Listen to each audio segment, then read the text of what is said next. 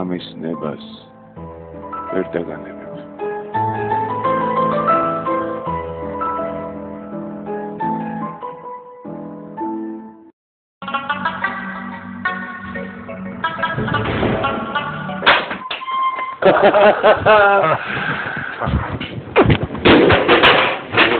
გურა როგორ ახლა შემოყარგო? ეს არის მადლო. 12-13 საუკუნის საზღვრებში საქართველოს. საფრანგეთში გამოცემული 18 საუკუნის ბოლოს. ოღ შენ გაიხარე. ეს არის 13 იანვარი, რომელიც ძალიან კარგად გახსოვს. და ეს ხა შენ ვიყეზე. ეს არის რეკლამები. აი მე და ზოგიერთ სტუმარს დაანებულ რეკლამებს თავი. სუდათ მოხსენიება, ხო? ძალიან დიდი მუხტია, ძალიან დიდ ხალხს ველოდებით და ალბათ ეს იქნება დღე, ცხადია ხა ერთ ყველაფერი ჩვენ არა იმის ილუზია რომ ხა ერთი დღით უნდა მოიწუროს, 9 აპრილს დაიწყება უნებრივია ხელისუფლების დასასრული. ეს არის თქვენ დარწმუნებული ვართ ქართული ხალხის ურყევი ნება და ვერავინ, ვერც ერთი პოლიციელი, ვერც ერთი ჟანდარმი ხელს ვერ შეუშლის ქართული ხალხის ნების გამოვლენას. ასე ჩვენი პოზიცია.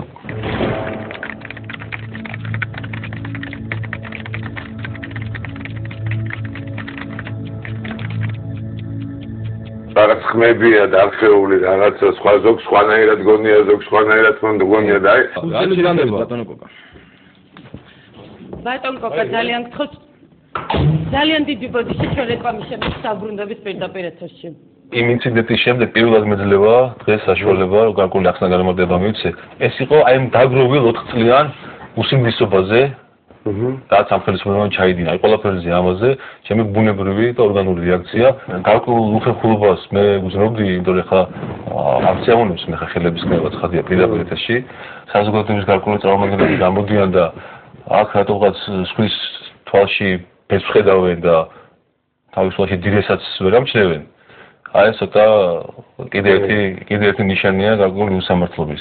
აი ეს უხერხულობა მე მინდა ხაზი გაუსვა მაქვს მხოლოდ ჩვენი საზოგადოების და ჩვენი ხალხის წინაშე, ჩვენი მაყურებლის წინაშე და არამც და არამც ამ ხელისუფლების წინააღმდეგ, რომელსაც იმდენი ძალადობა ჩაიდინა, იმდენი დანაშაული ჩაიდინა ჩვენი ხალხის წინაშე, რომ მე მგონი ამის ჩამოთვლას ერთი საღამო არ იყოფა. როდესაც გაიაზრებენ, რომ რა მოხდა და რა მდგომარეობაში ჩააყენეს ეს ქვეყანა, როდესაც პასუხს აგებენ ყველა იმ დანაშაულს რაც ჩაიდინეს, ჩემთვის პრობლემა არ არის. მე იმ კმარად ბიჭუნასაც შემიძლია ბოდიში მოვხადო. მხოლოდ მაშინ, როდესაც აი ეს ყველაფერი დასრულდება და ესენი ხელისუფლებაში აღარ იქნება.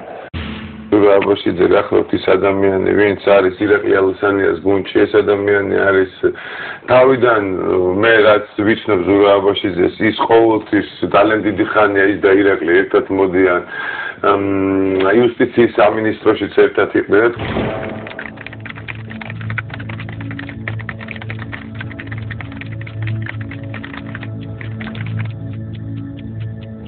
რა ხა დავუშვათ აი თუნდაც აი ერთიანობას, ოპოზიციის ერთიანობას, აი დღეს რომ გაგარკვეული ჩამოყალიბებული კოორდინაცია, გეგმა იმისა დავუშვათ აი 9 აპრილოთ ჩვენ ყველა ერთად ავიღებთ თანაბრად პასუხისმგებლობას იმ პროცესებზე, რომელიც განვითარდება 9 აპრილს და მის შემდგომ დღეებში. ნებისმიერი რამე დავუშვათ შემოგთავაზოს სააკაშვილმა და ასე ვთქვათ ოპოზიცია ამაზე წავიდეს. კი შეიძლება. აი გარდა ერთისა. ხო, აი ეს კიდე ყველაზე მნიშვნელოვანი. გარდა ერთისა.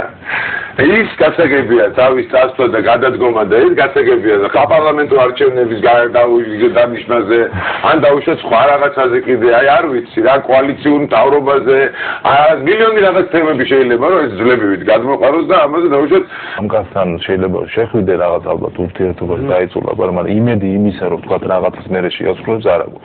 აქედან გამომდინარე ჩვენთვის მთავარია დღეს საკითხი რომ ვილაპარაკოთ ორ ტრანზიციაზე.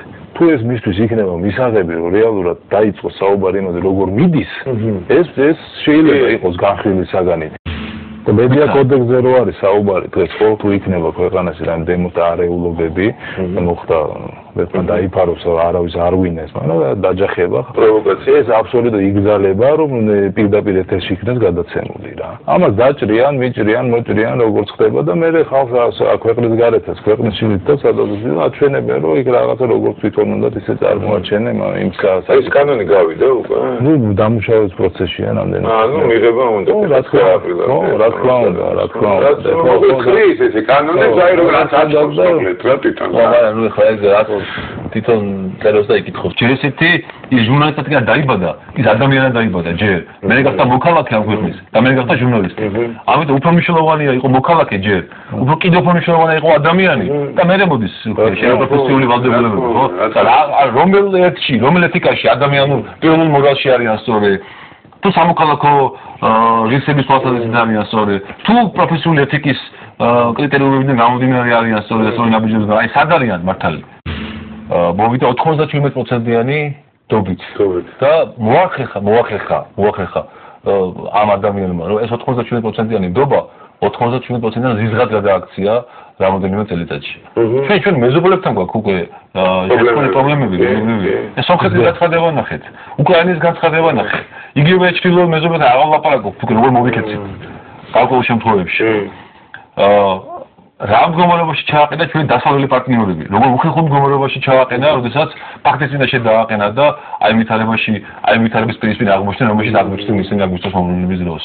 ჩვენ იმიტომ კი არ ვემძვით სააკაშვილს მხოლოდ და მხოლოდ რომ მან წარსულში დანაშაული ჩაიდინა 1-2-სა, იმიტომ რომ მომავალში მას რესურსი აღარ აქვს ეს ქვეყანა კრიზისიდან გამოიყვანოს. აბსოლუტურად უპერსპექტივაა. ნულია. როდესაც გამოდიოდა ეძახოდა ნულოვანი ტოლერანტობა ჩვენ მან დანაშაულის მიმართ. ჩვენ პასუხობთ რომ ნულოვანი ტოლერანტობა უნდა დაიწყოს მაღალი ჩინოვნიკების მიმართ, რომლებიც დანაშაულს ჩადიან. და ამის პასუხად გითხრა რომ არა, ეს არის ჩინაზე. აი ესეთი ყველაზე კაი ჩინოვნიკები არიან და ვანო ყველაზე მაგარი მინისტრია. ჩააფუთხა საზოგადოებას პირში. ბაქრაძე სიტყვაზე ვთქვა, ინტელიგენციასთან შეხვედრას აწყობს და გაბაშვილი გამოდის და ერთადერთი ფორმა მოლაპარაკებები და დიალოგი არისო, მარგინალებას თუ არ გვინდა თუ მარგინალი არის რადიკალს. მარგინალი ნიშნავს საზოგადოების კი გარიყულს. და გარიყულები საზოგადოებია ჩვენ ვართ ვეგენი და საზოგადოება განსაჯულს. მარგინალი ის არის ვინც დღეს თulis რომ ეს ხელისუფლება დარჩეს 2013 წლამდე. აი ეს არის მარგინალი. დაიწყო რაღაცნაირად ეს აგენტების თემები. თუ შენ გაგაჩნია ქვეყნის ხელისუფლებას ესეთი ინფორმაცია, დღეს როდესაც ქვეყანაში არის ეს პოლიტიკური სამხედრო კრიზისი, ეს უნდა გამოიტანო ღიად და თქვა რომ აი ეს არიან. ან მათ იმოქმედო მათ წინააღმდეგ. თუ ესე არ არის და შენ პოლიტიკოსებს ამის უფლებას აძლევ რომ ასეთი მნიშვნელოვანი ინფორმაციებზე ალაპარაკებთ თუ ეს არის აბსოლუტურად პოპულიზმი რა. და შენ თვითონ ნაკუკეთე პროვოცირებას ქვეყანას შეარსებულ ძალებს ერთმანეთს დაპირისპირდა და ერთმანეთს ეჭვიდაბადა და მართვის რაღაც სამიზღარის ფორმაა და გინდა ეს ადამიანებთან დააპირისპირო და შენ იბატონო რა და რისთვის რომ შენი სკამი შეინარჩუნო რა. მოდი რა პირდაპირ შეხედოთ ქვეყანას რა მდგომარეობაში არის მიიყვანა ამ მდგომარეობ პოზიციამ თუ ხელისუფლებამ რა. ყველაფერი ამ კაცმა თავის ხელში ჩაიგდო და უზურპაცია მოახდინა მთელი ხელისუფლების პრაქტიკულად. საპარლამენტო სასამართლო ხელს მასმედია ყველაფერი შეჯამა აბსოლუტურად რა. და დღეს კიდევ არის რაღაც უპასუხისმგებლო ნაბიჯები გადაიდგა გარკვეული პოლიტიკური ძალების მხრიდან, როდესაც მოვისმინეთ, რომ დღეს ქვეყანაში ერთ-ერთი გამოსავალი არის, რომ გადავიდეს საპარლამენტო რესპუბლიკაზე. ეგ ასეთიანი აქ იყო აბსოლუტურად მე გამიკვირდა კიდევ სულ სხვა რაღაცაზე ვლაპარაკობთ ჩვენ და სულ სხვა ეხლა გუშინელმა მისმა ეს განაცხადმა ძალიან საოცრად აი რაღაც რა ვიცი დავიბენი უკვე ჩვენი მოთხოვნა რა არის გადადის სააკაშვილო ჩატარდეს სამართლიანი საპრეზიდენტო არჩევნები ხო რისთვის გვინდა ეს ყველაფერი გვინდა ქვეყანა სტაბილურად იყოს პრეზიდენტი იყოს ძლიერი პარლამენტი იყოს ძლიერი სასამართლო